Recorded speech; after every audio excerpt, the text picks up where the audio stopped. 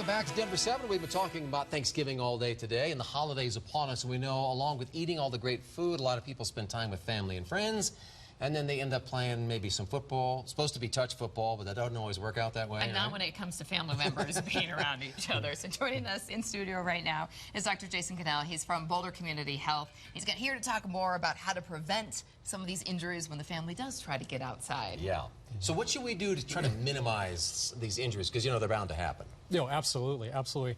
The first and probably the most important piece of all this is really kind of understanding your limitations. Okay. So what you're bringing to the table. And so I look at it from kind of two groups perspective. You got the folks that, you know, were really ambitious, you know, thought that 2016 was going to be a year for them and really improve their fitness and exercise goals and, you know, keep their medical conditions well under control.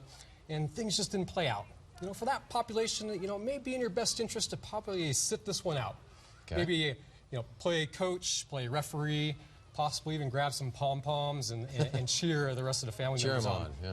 For the rest of the population, you know, folks that really adhere to that New Year's resolution to be fit and to engage in exercise activities, there's a wide variety of things that we can think about in terms of reducing those risks that are inherent to the weekend warrior activities.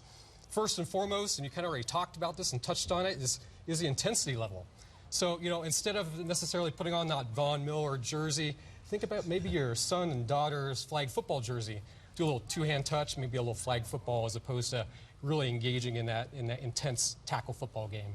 And obviously we can have very serious injuries, but when it comes to something that may be a little bit more minor, you know, someone does something to an arm or a knee, do you recommend ice or heat? Typically recommend ice. Obviously, the time frame of which the injury occurred is important. So we usually say within that first 72 hours, you know, applying good price therapy principles. You probably all heard of that, where you're protecting the injured area. You know, you're resting it, so we're not loading that joint or loading that injured area. We're applying ice. So again, you know, running into the freezer and grabbing that frozen bag of peas and applying it to that area is absolutely a must. And keeping, you know, nice and tight. That compression and elevation, utilize gravity to your advantage in order to reduce any swelling and discomfort that may occur. Grab the frozen peas, have somebody fix you a cocktail, put your feet up. Absolutely. There you go. Absolutely. Can I do that without getting injured? You could feign an injury. Dr. Cannell, thank you. We appreciate it. Good advice for the weekend. Let's turn to Lisa now. She's got to look at the forecast. Did someone say cocktail? Yes. Yeah, I'm in. It's